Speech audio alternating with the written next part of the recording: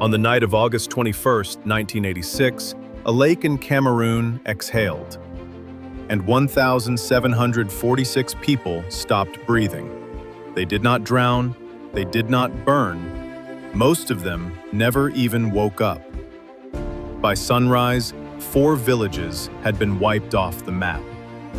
In this video, you will learn how a perfectly calm lake killed almost 2,000 people in less than 15 minutes. You will hear the testimony of the man who woke up next to his dead daughter and the bodies of his entire village. You will learn what scientists found when they finally figured out the cause. You will discover why this exact same thing had already happened 2 years earlier and was deliberately covered up. And you will learn about another lake in Africa where this could happen again. Except this time, the death toll would be in the millions. This is what really happened at Lake Nyos. Lake Nyos sits in the green highlands of northwestern Cameroon, a small blue lake about 2 kilometers long, surrounded by farms and 4 sleepy villages: Nyos, Cha, Cam, and Subum. The local people had lived there for generations. They fished its waters. They grazed their cattle along its shores. The old folklore called it the Bad Lake. They whispered stories of an evil spirit beneath the water that would one day rise up and kill everyone who lived near it.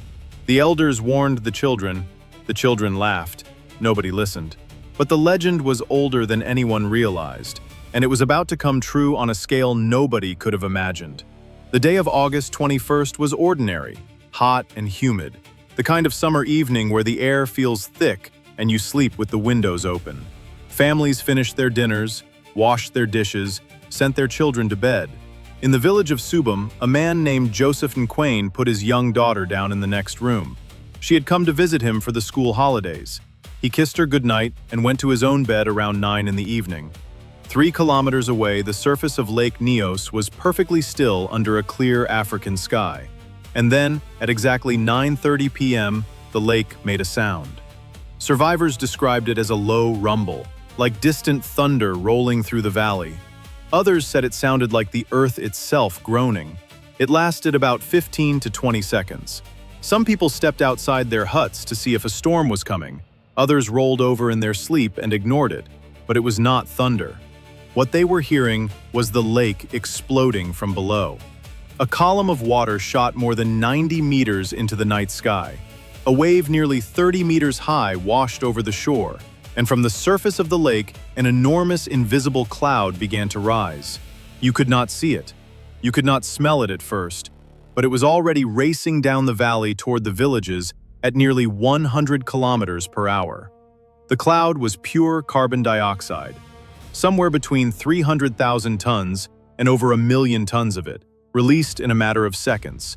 CO2 is heavier than air, so instead of rising into the atmosphere, it sank. It flowed downhill like an invisible river, hugging the ground, filling every valley, slipping under every door. The people in the villages had no idea what was happening. There was no warning siren, no smell of smoke, no flames, just a faint odor that some described as rotten eggs, and others said smelled like gunpowder. And then suddenly, nobody had any air left to breathe. When you inhale air that is more than 15% carbon dioxide, your body shuts down in under a minute. You cannot scream, you cannot run. Your muscles refuse to obey. Your vision narrows. You collapse where you stand. This is what happened to almost everyone in the cloud's path. Families died in their kitchens. Children died in their beds. Mothers died kneeling next to their cribs. In the village of Lower Nyos, there were about 800 people that evening. The morning after, 6 were still alive. 6 out of 800. In Cha and Subum, the death toll was just as merciless. In some homes, every single member of the family died without ever waking up. The gas killed everything it touched. Dogs, cats, goats, chickens. Even the flies fell out of the sky and lay dead on the ground. Joseph Nquain woke up around midnight gasping for air. He could not stand. He could not speak. His clothes were soaked in something he did not recognize. His arms were covered in strange wounds and blisters from the chemical burns the gas had left on his skin. His head was spinning. He crawled toward his daughter's room. When he got to her bed, he heard her snoring in a way he had never heard before. Slow and ragged and wrong. He tried to call her name, but no sound came out of his mouth. He reached out to shake her and collapsed on the floor next to her bed. He stayed there unconscious for hours. When he finally woke up again, it was morning. His daughter was no longer breathing. His neighbors were all dead. The village outside his window looked exactly the same as it had the day before, except that nothing in it was alive. When rescue workers finally reached the area, they described it as looking like the aftermath of a neutron bomb. The buildings were untouched. The crops were untouched. The trees still had leaves, but every living creature was on the ground, frozen mid-step, frozen mid-sleep, frozen mid-breath. Across the 4 affected villages, 1,746 people had died in less than 15 minutes. More than 3,500 cattle were dead. The gas had spread out in a radius of 25 kilometers from the lake, an invisible killing zone the size of a small city. And the strangest detail of all, when scientists arrived at Lake Nyos in the days that followed, they noticed that the water had changed color. The lake that had been a deep, clear blue the day before was now a rusty red. Iron from the deepest layers of the water had been violently churned up to the surface and oxidized in the air, making the lake look exactly like what it was, a lake that had bled. So what actually happened? For years there was no answer. The Cameroonian government was overwhelmed. Conspiracy theories spread across Africa. Some people blamed a secret weapons test by foreign governments. Some blamed an underwater bomb. Some said it was the evil spirit from the old legend finally taking its revenge. But the real explanation, once scientists figured it out, was almost worse than any conspiracy. Here is what they found. Lake Nyos sits directly on top of a dormant volcano. Deep in the earth below the lake bed, there is a chamber of magma slowly leaking carbon dioxide upward through tiny cracks. That gas had been dissolving into the deepest cold layers of the lake for centuries, like CO2 in a giant bottle of soda water sealed under pressure. The lake was so deep, more than 200 meters, and the layers of water so stable that the gas had nowhere to go. It just kept building up, year after year, century after century. All that was needed was a trigger, a landslide, a small earthquake, even just a sudden change in water temperature, anything that could disturb the lower layers and break the seal. On August 21, 1986, something pulled that trigger, and 100 years of trapped gas escaped at once. Now here is the part of this story that nobody talks about. 2 years before Lake Nyos exploded, the exact same thing had already happened, 60 miles to the south at a smaller lake called Lake Nyos. On the night of August 15, 1984, that lake had also released a cloud of CO2 in a small Limnic eruption that killed 37 people. The Cameroonian government covered it up. The few outside scientists who investigated were ignored. No warnings were issued to other villages. No testing was done at Lake Nyos. The world simply did not believe that lakes could explode. 2 years later, the warning came due. The bill arrived for almost 2,000 human lives. After the disaster, scientists from around the world rushed to Lake Nyos. A French researcher named Michel Halbwachs proposed an audacious solution. Install giant pipes running from the bottom of the lake to the surface. Water from the gas-saturated depths would rise up the pipe, lose pressure as it rose, release the CO2 harmlessly into the open air. And once started, the system would run itself like a natural fountain forever. It took years to find the money. The first pipe was finally installed in 2001. 15 years after the disaster, 2 more were added in 2011. Today, 3 pipes pump steadily on Lake Nyos, releasing pressure that has been building for centuries. The lake is now considered roughly half as dangerous as it was the night it killed almost 2,000 people. The key word in that sentence is roughly, because the natural CO2 recharge from below the lake never stops. And if the pipes ever stop working, the gas will start building again.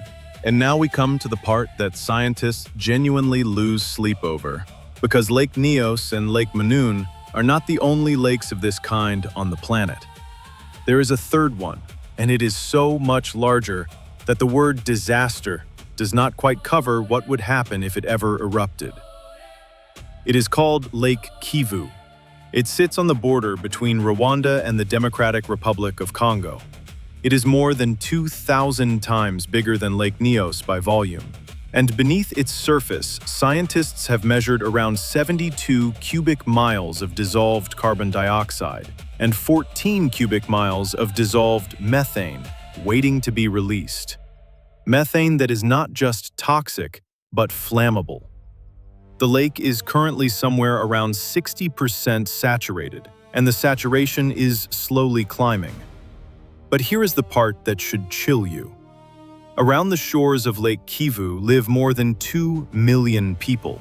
The cities of Goma and Bukavu sit directly on its banks, and the region is geologically unstable. In May 2021, the nearby Mount Nyiragongo volcano erupted. Lava flowed within meters of Lake Kivu before stopping. Scientists held their breath. If that lava had reached the lake, it could have triggered the same kind of overturn that destroyed Lake Nyos, except scaled up by a factor of 2,000. The death toll would not be measured in hundreds, it would be measured in millions. In 24 hours, Lake Kivu could release the equivalent of 5% of all annual global greenhouse gas emissions, and an invisible cloud of suffocating gas could spread out across 2 countries, killing everyone in its path. Attempts are being made. A methane extraction project on the Rwandan side is slowly drawing flammable gas out of the lake. But scientists genuinely disagree about whether the operation is making things safer or accidentally destabilizing the lake's layers. The western shore of Lake Kivu in Congo is controlled by armed rebel groups. Scientific monitoring there is impossible. Half the lake cannot be measured. Climate change is warming the surface waters and changing the layers that have kept the gas trapped for thousands of years. Every earthquake in the region is now a small holding of breath in the offices of volcanologists. The honest answer when you ask the people who study this lake whether it will erupt is yes, eventually, almost certainly. The only question is when. So the next time someone tells you about earthquakes, hurricanes, tsunamis, or volcanoes, remember Lake Nyos. Remember the 4 villages that went to sleep on a hot August evening in 1986 and never woke up. Remember that the most dangerous thing on this planet is not always the thing you can see coming. Sometimes it is a perfectly calm lake reflecting the moon. Sometimes it is a smell you cannot quite place. Sometimes it is the lowest rumble you barely hear before everything around you stops breathing. And remember that somewhere in Central Africa, right now, there is a much bigger lake doing the exact same thing Lake Nyos did, slowly filling up with invisible death, waiting for its trigger.